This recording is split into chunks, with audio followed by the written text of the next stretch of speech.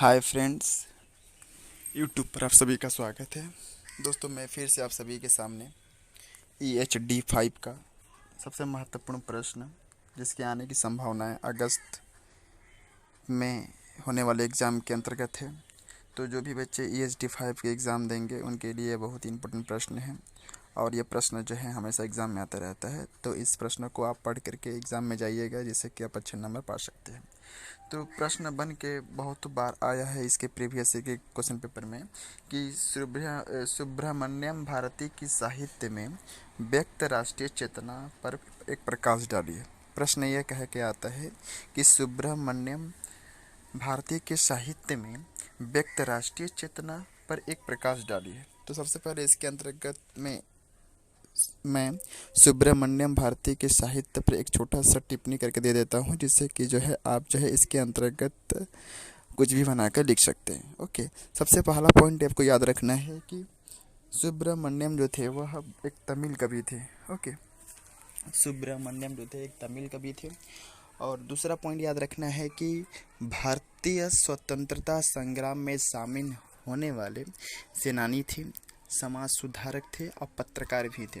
सुब्रमण्यम भारती जो थे एक तमिल कवि थे। इसके अलावा वे भारतीय स्वतंत्रता संग्राम में शामिल होने वाले, भाग लेने वाले एक सेनानी थे, एक समाज सुधारक थे और एक पत्रकार भी थे। ओके, इसके बाद आपको 3 नंबर पॉइंट लिखना है कि जो सुब्रमण्यम भारती जो थे वह 1900 से ही भारतीय आंदोलन से जुड़े रहे। 1900 से ही जितने भी भारतीय आंदोलन हुए, राष्ट्रीय आंदोलन हुए, उन आंदोलन में सुब्रमण्यम ने जमकर भाग लिया। नेक्स्ट है आज़ादी की प्राप्ति जाति भेदभाव को दूर करने के लिए जुटे रहे।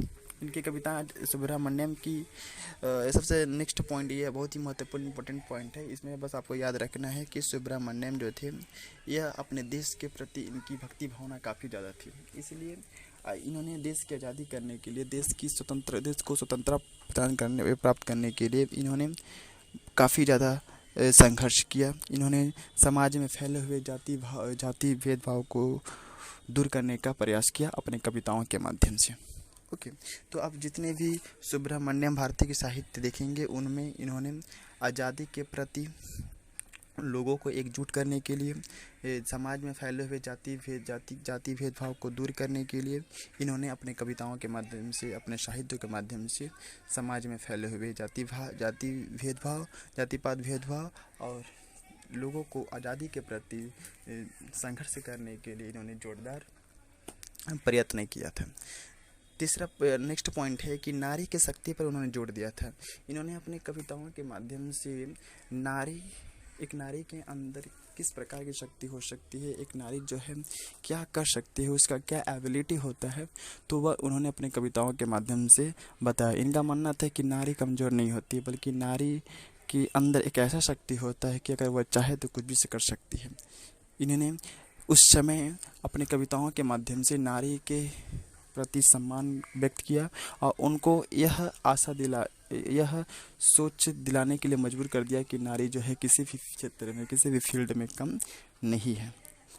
ओके, इसके बाद जो है नेक्स्ट पॉइंट है भागवी, निवेदिता, अरविंद और वंदे मातरम के गीत ने उन्हें देश के प्रति अहम बल दिया। जब सुब्रमण्यम भारती अपना साहित्य रचना कर रहे थे तो उस समय भागती, निवेदिता जो थी, अरविंद और वंदे मातरम के गीतों ने उन्हें देश के प्रति श्रद्धा को जुटाने के लिए इन्होंने काफ़ी बल दिया था। तो सुब्रमण्यम भारती के साहित्य में व्यक्त राष्ट्रीय चेतना पर प्रकाश डालने के आए तो आप इस निम्न पॉइंट को लिख सकते हैं। एंड फुल एंड फाइनल में कह दूं कि सुब्रमण्यम भारती जो थे एक तमिल कवि थे। इन्होंने अपने जीवन में तमिल कवि होने के साथ साथ एक भारतीय स्वतंत्रता संग्रामी थे, समाज सुधारक थे और पत्रकार भी थे। इनके अलावा ये बचपन से ही क्या 1900 से ही लगभग भारत में जितने भी राष्ट्रीय आंदोलन हुए उनमें उन्होंने जमकर भाग लिया।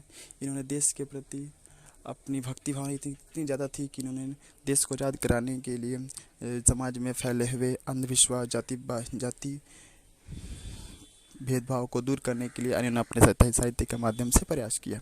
और सबसे बड़ी बात है कि इन्होंने स्त्रियों के महत्व को जो है अपने साहित्य के माध्यम से सामने लाने का प्रयास किया।